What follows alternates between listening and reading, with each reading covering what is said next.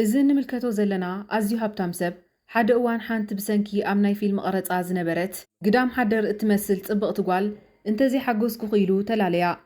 ግዳም ሓደር ከም ዘይኮነትን ኣዝያ ጽብቕቲ ምዃና ምስ ተረድአ ግን ስድርኡ ንዓመታት ተመርዖ እናበሉ ከሸግርዎ ስለ ዝጸንሑ ካብኦም ንምግልጋል ንዓኣ ጽቡቕ ክፍሊት ዘለዎ ስራሕ ምዃኑ ኣረዲኡ ብ2 ሚልዮን ገንዘብ ውዕል ፈሪሙ ናይ ሓሶት በዓልቲ ቤቱ ገበራ። ሃንደበት ግን ሓደ ክልቲኦም ዘይተጸበይዎ ነገር የጋጥም። እንታይ ይኸውን? ብሓባር ንከታተል።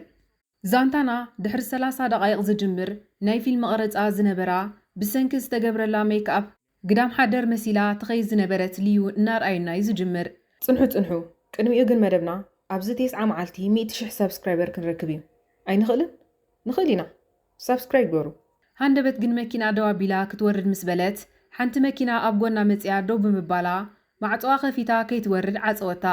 ካብ ውሽጢ እታ መኪና ድማ ሓደ ኪም ጁንግ ዝተባህለ ኣዝዩ ምልኩዕ መንእሰይ ካብኣ ወረደ። ኪም ጁንግ ከም ትርኢቱ ኣዝዩ ምልኩዕ ጥራይ ዘይኮነ ኣዝዩ ሃብታም ወዲ እውን እዩ ነይሩ። ልዩ ካብ መኪንኡ ወሪዱ ክኸይድ ከም ዝቐረበ ምስ ረኣየት ዓዊላ እንተፀዋዓቶ እኳ ኪም ጁንግ ግን ኤርፎን ገይሩ ስለ ዝነበረ ወላሓንቲ ክሰምዓ ኣይከኣለን። ኣብ መስትያት መኪንኡ ደው ኢሉ ንነፍሱ ክትጥምታ ድሕሪ ምጽናሕ ፀጉሩ ዝተኻኺሉ ካብቲ ቦታ ገዲፍዋ ኸደ። ልዩ ድማ ባዕሉ ይፈልጥ ኢላ ማዕጾ ከፊታ ብገለ መንገዲ ክትወፅእ እናፈተነት ከላ ንመኪና ኪም ጁንግ በቲ ማዕጾኣ ቀለሙ ላሕፀፀቶ።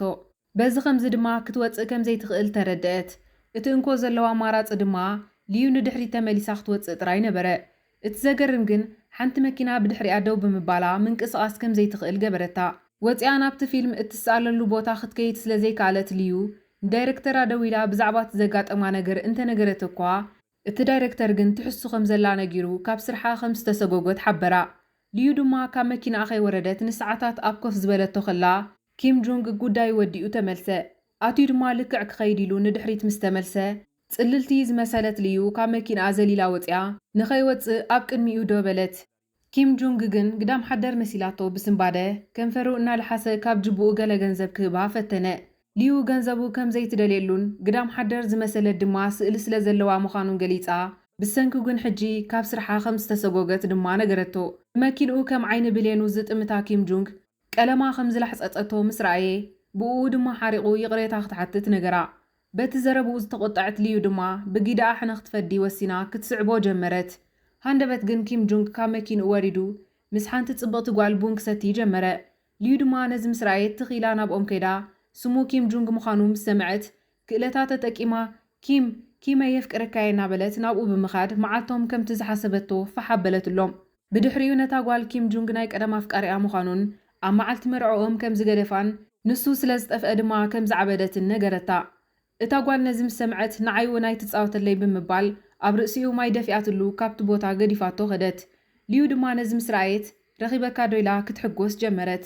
ኪም ጁንግ ግን ብተገባራታ ኣብ ክንዲ ዝሓርቕ በንጻሩ ብምሕጓስ ካብ ጉዲ ክውፅእ ኢልዋ ካብቲ ቦታ ገዲፍዋ ኸደ። እዚ ድማ ንኪም ጁንግ ዓባዩ ብዘይፍቓዱ ንኽምርዓዋ ጥራይ ዘላለየቶ ጓል ምዃና የርኤና። ንጽባሒቱ ልዩ ካብ ሓንቲ መሓዛኣ ካልእ እትሰርሓሉ ፊልም ከም ዝረኸበትላ ነገረታ። ሃንደበት ምስራሕ ዝኣበየታ ኣምፑል እናዓረየት ከላ ድማ እታ ከተማ ከም ኢዱ ዝነበረት ኪም ጁንግ ናብኣ መፂኡ ብዛዕባ ሓደ ጉዳይ ክዛረባ ከም ዝደሊ ነጊሩ ቢዝነስ ካርዱ ሂብዋ ኸደ። ልዩ በቲ ሓሳብ ተሰማሚዓ ንጽባሒቱ ናብቲ ዝሃባ ኣድራሻ ኸደት። ምስ ተራኸቡ ድማ ኪም ጁንግ ኣዝዩ ዘኽብራ ዓባይ ከም ዘላቶን ኣብ 26 ዓመት ዕድሚኡ ድማ እንተዘይተመርዓ ኻይላ ከም ተጨንቆ ገሊጹ ኣብዚ ግዜ ድማ ዓባዩ ሓንቲ ዘይፈልጣ ጓል ኣምፅያትሉ ምስ ኣኹን ቅድሚ ምባላ እቲ እንኮ ዘለዎ ማራፂ ኣፍቃሪት ከም ዘላቶም ሲሉ ንዓባዩ ምትላል ጥራይ ምዃኑ ነገራ። ልዩ ድማ እዚ ምስ ሰምዐት እንታይ ሞ ምስ ህይወተይ ዘራኽባ ኣለዎ ኣነ ተዋሳኢት በለቶ።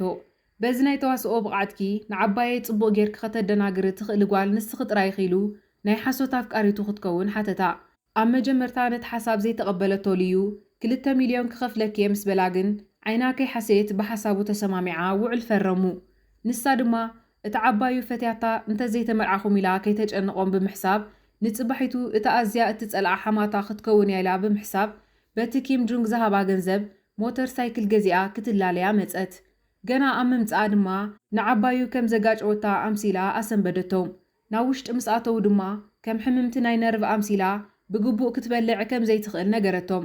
ቁሩብ ሰትያ ድማ ከም ዝሰኸረ ሰብ መሲላ ልክዕ ኪም ጁንግ ገለ ክብላ ከሎ ኢዳ ልዒላ ዝስቕበል ድሕሪ ምባላ ምስ ተመርዓው ናይ ገዝኦም ሰብኣይ ንሳ ከም ትኸውን ኣርኣየቶም። እታብኡ ዝተበሳጨወት ዓባዩ ድማ ካብቲ ገዛ ክትሰጓ ወሰነት። ንድሕሪ ተመሊሳ ግን ምስ ነፍሳ ሓሲባ ናቱ ምርጫ እንተኮይና ንዓይ እንታይ ገደሰኒ ጥራይ ወዲ ወደይ ተርእየኒ ብምባል ኣዝዩ ውቁብ ዝኾነ መመላኽዕን ቦርሳታትን ክዳውንትን ከም መልክዕ ህያብ ሂባ ስለ ዝተላለኹኺ ኣዝዩ ደስ ኢሉኒ ኢላ ሃበታ። ብተወሳኺ ድማ ኣብ ታብሌታ ዝተኸረየትሎም ክፍሊ ኣመልከተታ። ኣብ ዝሓፀረ ግዜ ወዲ ወደይ ኣርኡኒ ኢላ ነገረቶም። ልዩ ድማ ኣብ ኮፍ ዝበለቶ ኸላ ብሓሳብ ተዋሒጣ ኣብታ ክፍሊ ኪም ጁንግ ካምችኡ ኸፊቱ ኣብ እስናኑ ድማ ዕምባባ ሒዝላ ምሳ ክድቅስ ናብቲ ውሽጢ ክፍሊ ክኣቱ ከሎ ምስ ራየቶ ዓዊላ ኣይከውንን እዩ እንዳበለት ከተእዊ ጀመረት። ሓደ መዓልቲ ድማ ኪም ጁንግ ኣዝዩ ሰልችዎ ስለ ዝነበረ ክትከናኸኖ ሓተታ። ባዕልኻ ትፈልጥ ኢላ ድማ ገዲፋቶ ክትከይድ ምስ በለት እቲ ዝተፈራረሙሉ ውዕል ኣዘኻኺርዋ ግን ክትከናኸኖ ጀመረት። ሃንደበት ግን ዓባዩ ናብኦም ምስ መፀት ብፍጥነት ቦታ ተቐያይሮም ኪም ጁንግ ከም ዝከናኸና ዘሎ ከምስል ከለዎ የርእየና። ኣብዚ እዋን ዓባዩ ኣዝዩ ከም ዝፈርሓ ዝተረድአት ልዩ ኣብ ሕቑኡ ሓዚሉ ንውሽጢ ክወስዳ ሓተተቶ። ክሳብ ኣብዚ ነዛ ቪድዮ ርኢኹምዋ እንተኮይንኩም ፈቲኹምዋ ኣለኹም ማለት እዩ። ነዛ ቪድዮ ላይክ ነታ ቻነል ድማ ሳብስክራይብ ምግባር ኣይትረስዑ ንብለኩም።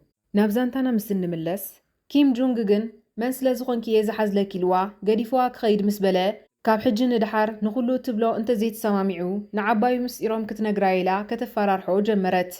እቲ ንዓባዩ ኣዝዩ ዝፈርሓ ኪም ጁንግ ድማ ተሰኪምዋ ናብ ውሽጢ ክኸዱ ጀመሩ።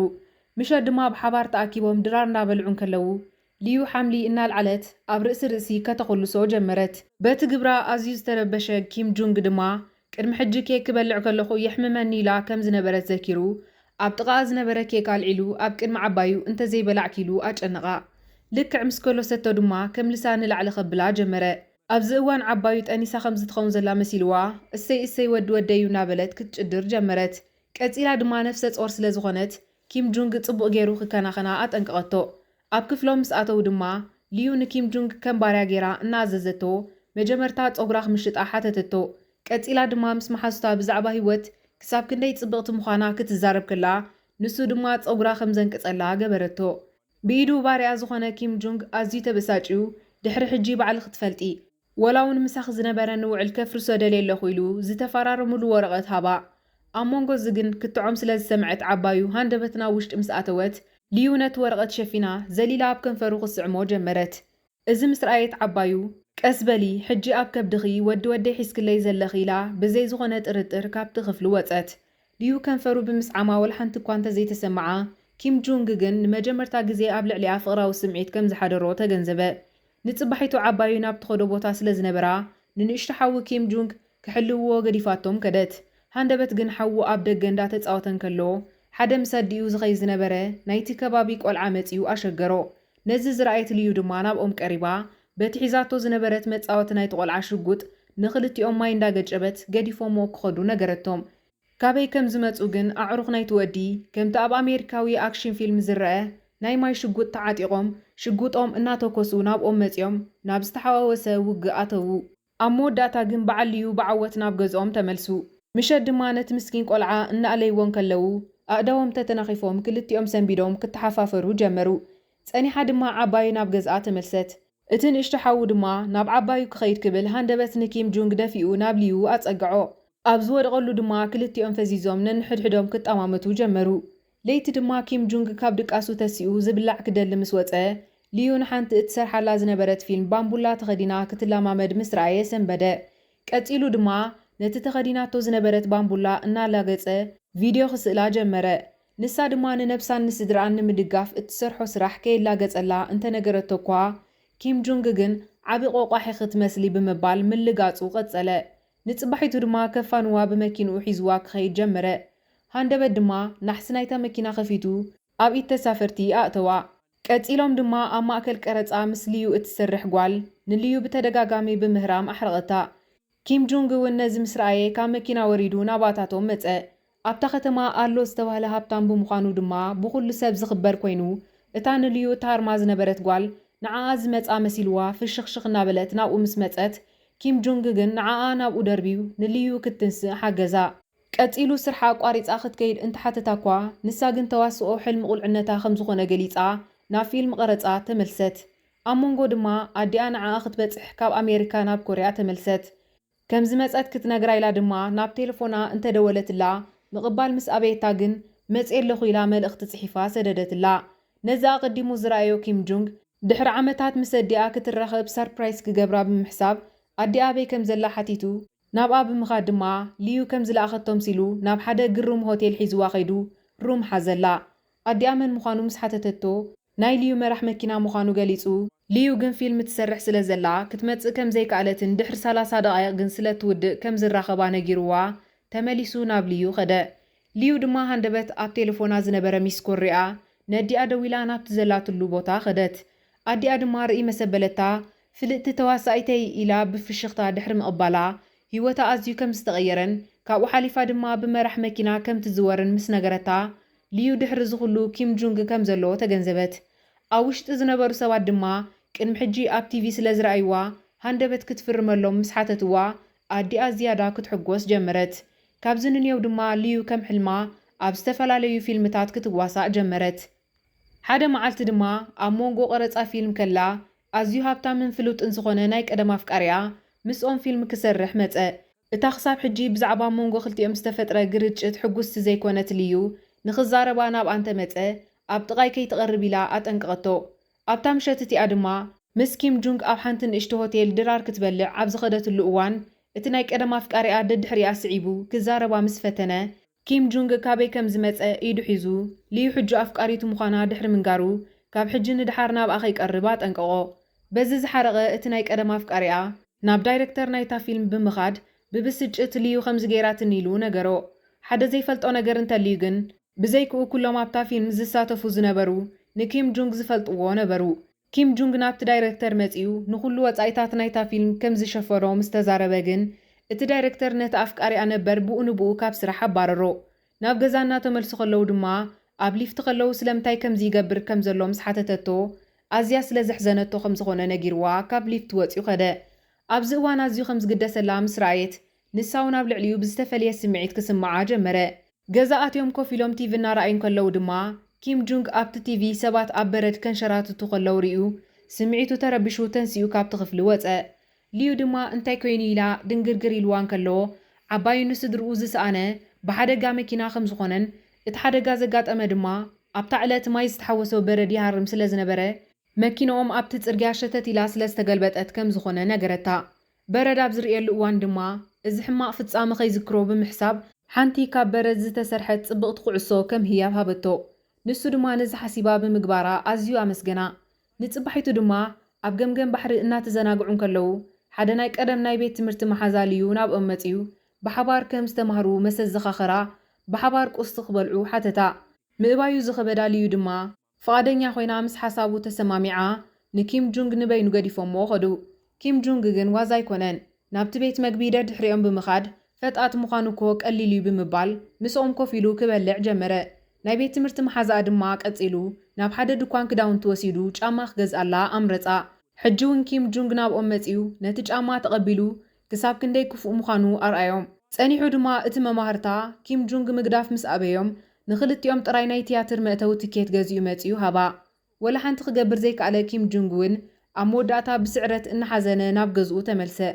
ናብ ገዝኡ ምስ ኣተወ ግን ብዘገርም መንገዲ ልዩ ኣብ ውሽጢ ረኣያ። ንሱ ድማ ተደናጊሩ ምስቲ ወዲ ናብ ቲያትር ከይዳ ከም ዝነበረት ምስ ሓተታ እዚ ኩሉ ነገር ትገብር ዝነበረት ክሳብ ክንደይ ንዓኣ ከም ዝቃለስ ንምርኣይ ምዃኑ እምበር ብሓቂ ምስቲ ወዲ ክትከውን ከም ዘይደለየት ነገረቶ። ኪም ጆንግ ነዚ ምስ ሰምዐ ጥምጥም ኣቢሉ ሓቑፋ። ንጽባሒቱ ኪም ጆንግ እንታይ ምዃኑ ከይተፈልጠ ሃልዋቱ ስሒቱ ወደቐ። እቲ ናይ ግሊ ሓኪም ናብ ገዛ መጺኡ ምስ ረኣዮ ድማ እቲ ዘምስል ዝነበረ ኪም ኣብ ጅቡኡ ገለ ገንዘብ መሰእተወሉ ብሓሶት ብዙሕ ምንክብኻብ ከም ዘድልዮ ንልዩ ክነግራ ተሰማምዖ። ነዚ ምስ ሰምዐት ልዩ ከምቲ ዶክተር ዝበላ መሰረት ንኪም ጆንግ ክትከናኸኖ ጀመረት። ኣብዚ መንጎ ኣዝዮም ክቀራረቡ ብምጅማሮም ስምዒቶም ክሓብኡ ኸበዶም። ክልቲኦም ግን ነንሕድሕዶም ኣዝዮም ስለ ዝተሓፋፈሩ ስምዒቶም ክገልጹ ክደፍሩ ይከኣሉን። ሓደ መዓልቲ ምሸት ግን ኪም ጆንግ ደቂሱ ኣብ ዝነበረሉ እዋን ስምዒታ ክትቋጻጸር ዘይከኣለት ልዩ ክትስዕሞ ምስ ተጸጋዓቶ ኪም ጆንግ ኣዒንቱ ኸፊቱ ኣሰንበዳ። ንሱ ግን ኣብ ልዕሊኣ ናይ ፍቕሪ ስምዒት ስለ ዝነበሮ ናብኡ ኣጸጊዑ ክስዕማ ምስ በለ ሃንደበት ማዕጾኦም ተኳሕኩሐ። ከይዱ ነቲ ማዕጾ ምስ ከፈቶ ድማ መሓዛ ኪም ጆንግ ዝኾነት ሊሊን ሓዋን ረኣዮም። ሊሊ ኣብ ዊልቸር ኮፍ ኢላ ብዘጋጠመ ሓደጋ መኪና ኣዝዮም ከም ዝተሸገሩን ገዛ ኽራይ ክኸፍሉ ብዘይምኽኣሎም ድማ ምስኡ ክቕመጡ ኣብ እግሩ ወዲቓ ለመነቶ። ኪም ጆንግ ግን ኣዝዩ ሕያዋይ ሰብ ብምዃኑ ብዘይ ዝኾነ ፍቓደኛ ከም ዝኾነ ገለጸሎም። ናይ ሊሊን ሓዋን ነገር ዘይተዋሕጠላ ልዩ ድማ ንኪም ጆንግ ይሕሱ ከም ዘለዉ ምስ ነገረቶ ምእማን ስለ ዝኣበያ ግን ንኽልቲኦም ብሕቡእ ክትከታተሎም ጀመረት። ኣብ ሓደ መዓልቲ ድማ ኩሉ ነገር ሓሶት ከም ዝኾነን ንገንዘብ ኪም ጆንግ ደልዮም ምዃኖም ከምዚ ዝገብሩ ዘለውን ክዛረቡ ከለዉ ሰማዓቶም። ንኪም ጆንግ ድማ ከም ዝሓሰቡ ከተርእዮ መርፍእ ሒዛ ኸይዳ ንሊሊ ኣብቲ ኮፍ ዝበለቶ ኸላ እግራ ወግኣታ። ሊሊ ድማ እናጨደረት ዘሊላ ብምትንሳእ ተምስል ከም ዘላ እቲ ሓቂ ተፈልጠ። ኪም ጆንግ ነዚ ምስ ረኣየ ወልሓንቲ ከይሓሰበ በቲ ነገር ሓዚኑ ገዲፍዎም ከደ። ምሸት ድማ ናብ ልዩ መፂኡ ስለ ዘይኣመና ይቕሬታ ምስ ሓተታ ናብኡ ስሒቡ ንመጀመርታ ግዜ ብፍቕራ ከንፈራ ሰዓማ። ዓባዩ ድማ ነዚ ብምርኣያ ኣዝያ ብምሕጓስ ወደቐት። ኩሎም ድማ ብሓባር ናብ ሆስፒታል ከዱ። ኣብኡ ከለዉ ድማ ሊሊ ናብኦም መፅያ ብዛዕባ ውዕሎም ከም ዝፈለጠትን ንኪም ጆንግ ገዲፋቶ እንተዘይከይዳ ድማ ንዓባዩ ነዚ ሪኣ ኣብ ልዕሊ ሕማማ ተወሳኺ ሕማም ወሲኻ ንሞታ ልዩ ተሓታቲ ከም ትገብራ ነገረታ። ሊሊ እዚ ኩሉ ትገብር ዘላ ድማ ንኪም ጆንግ ተመርዓ ሃብቱ ክትካፈል ስለ ዝደለየት ምዃና ዛንታና ይርኤና። ልዩ ድማ ቁርብ ድሕሪ ምሕሳብ ምኽንያት ሞት ዓባዩ ንሳ ክትከውን ስለ ዘይደለየት ወላ እኳ ኣብ ልዕሊ ኪም ጆንግ ናይ ፍቕሪ ስምዒት እንተለዋ ከይነገረቶ ካብቲ ገዛ ወፅያ ኸደት። ምሸት ድማ ምስ መሓዙታ ተረኺባ ክትሰቲ ጀመረት። ኣብ መንጎ ቀረፃ ፊልም ድማ ንኪም ጆንግ ክትስእኖ ምዃና ምስ ዘከረት ብዙሕ ክትነብዕ ጀመረት። ንጽባሒቱ ድማ ሃንደበት ክዳውንታ ክትወስድ ናብ ገዝኣ ምስ ከደት ሊሊን ኪም ጆንግን ተሓቋቒፎም ረኣየቶም። ሃንደበት ድማ ዓባዩ ናብኦም መፅያ ምስ ሊሊ ዘይኮነስ ምስ ልዩ ክነብር ከም እትደሊ ነገረቶ። ንሊሊ ድማ ካብቲ ገዛ ክትወፅእ ነገረታ። ሊሊ ድማ ነቲ ውዕል ኣርያ ኩሉ ናይ ሓሶት ምዃኑ እንተነገረታ እኳ ዓባዩ ግን ካብ ወረቐት ንላዕሊ ነቲ ብዓይነይ ዝረኣኽዎ ፍቕሪ እየ ዝኣምን ብምባል ቀልጢፋ ካብ ገዛ ክትወፅእ ነገረታ። ኪም ጆንግ ድማ ንልዩ ኣብቲ ገዛ ምስ ረኣያ ከይዱ ድሕሪ ምሕቃፉ ስለ ኩሉ ነገር ይቕሬታ ሓተታ። ቀፂሉ ድማ ውዕሎም ኣሐዲሱ ንዝቕፅል 100 ዓመት ብዘይ ምፍልላይ ምስኣ ክነብር ከም ዝደሊ ገለጸላ። ድሕሪ መዓልታት ድማ ልዩ ኣብ ሓደ ናይ ፊልም ቀረፃ ኸላ ኪም ጆንግ ናብ ኣገፁ መፂኡ ተንበርኪኹ ክትምርዓዎ እናሓተታ ከሎ ዛንታና የብቅዕ።